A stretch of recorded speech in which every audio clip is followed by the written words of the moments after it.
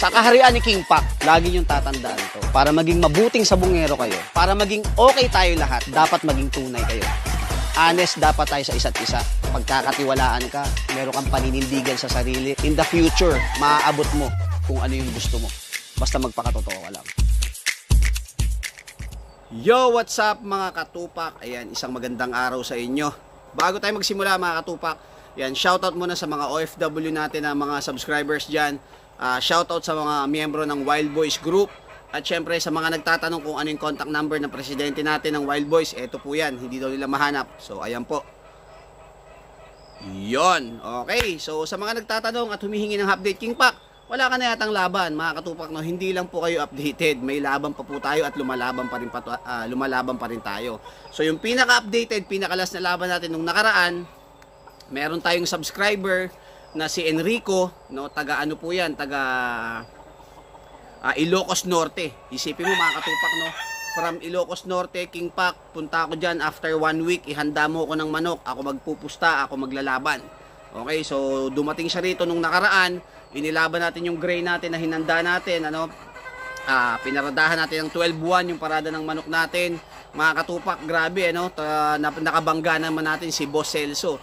Si Boss Celso, sa mga updated, nakalaba ko yan nung siguro mga 1 month ago. Chocolate yung sa kanya, tapos yung dugong line sa atin, no? Yung dugong line, pares patay, pero nakatuka pa yung manok natin panalo. So nag-rematch na naman kami mga katupak. Dinihado tayo kasi nga si Boss Celso medyo kilala yan dito sa amin at malakas mamusta. Ang ganda ng laban, no?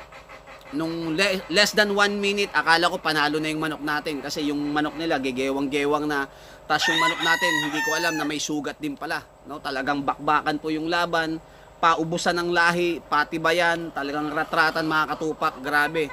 Hindi ka makakapaniwala, no? Yung 10 minutes, isipin mo, parehas may kutsilyo yan, parehas. Normally kasi pag tumatabla, parehas patay, mga 3 minutes, 4 minutes. Yung sa amin, 10 minutes, talagang basaan talaga, no? Matatalo na yung manok ko, biglang mananalo na naman sa kanya. Matatalo, lalamang yung manok ko, lalamang na naman yung sa kanya. So, ganun yung laban. Ayan, mga katupak. Sa mga gusto makapanood, i-chat nyo lang ako sa messenger ko, yung King Pac Iyamigel, o kaya King Pac, yung isa kong Facebook account. So, dalawa po yan. May page tayo, King Pac Legit. So, i-chat nyo ako dyan para mapanood nyo yung laban kung gusto yung makita, no? Yung sinasabi ko sa inyo, pag lumalaban po tayo, talo, panalo, tabla, may ebidensya po yan. Okay? At para makita nyo yung laban, para mapanood nyo, i-chat nyo ako sa messenger. Wala pong kwento dyan, lahat may ebidensya. Hindi tayo storyteller, ano? Lumalaban talaga tayo. Ayan. So, abangan natin kung kailan uli yung next natin na laban. Wala pang subscriber o wala pang tumatawag sa atin na financer kung kailan uli maglalaban. At yan, congratulations nga pala dun sa nakabili sa atin ng manok na repeat buyer natin from Batangas, si Beverlyn, ano? Nakakuha sa atin ng dugong line yan. Panalo, patay din. Grabe, no? Mabigat din yung nakalaban nila. Talagang palitan din talaga ng palo. So, congratulations sa'yo, brother. Ayan, may laban yan at sana matuloy. At si Kalamba, no, yung repeat buyer natin ng Quezon City, kumuha sa atin yan ng dugong line din. Sa 25 pa yung schedule. Ayan, good luck sa mga nakakuha. Sa mga kumuha naman po ng vitamin sa atin na King Pac Pure Molasses, Honeybee, Korean Jelly, Malunggay Powder, pakiantay nyo lang mga katupak, no? Yung iba, dumating na po yan, may mga bagong umorder, pakiantay nyo na lang po yan. Okay, so yan mga katupak, sinasabi ko sa inyo, pagka yung manok nyo kompleto sa training, naka-centrum, naka-vitamins, kinakahig nyo, pinapalipad nyo, binibitaw nyo ng 2 hanggang 3 beses sa isang linggo. Tapos yung banata natin ng Korean Jelly, Malunggay Powder, Molasses, Honeybee, Vitamin Pro, Electrogen, Dextrose Powder, Red Cell, yan mga katupak. Pagdating sa araw ng laban, hindi po bibigay yan, no? Sabi sa akin nung kasador, sentensyador, pare, yung manok mo parang pabigay na. Sabi ko, hindi susuko yan. Sabi ko, magpapakamatayan at hindi itatakbo yung pera. Talagang lalaban niya hanggat may huling hininga. Hanggat may huling hininga mga katupak, yung manok po talaga natin tumuka ng tumuka. Hanggang tumabla na lang ang nakalaban pa natin, kilala dito sa amin. So, hindi naman po tayo pinahiya at pumalakpak naman po yung financer natin, si Enrico. Ayan, brother, salamat sa iyo at yan, next month daw ang balik niyan kasi medyo nagka-problema, no? Na nasagi pa yung sasakyan niya nung nasa biyahe siya from Ilocos Norte papunta rito sa Baras. So, kailangan niyang bumalik kaagad doon. Kaya after nung laban, may dinaan lang siya tas umuwi na. So, thank you sa iyo, brother. Ayan, again, shoutout sa mga Wild Boys Group. Ayan, shoutout sa mga kamiyembro natin.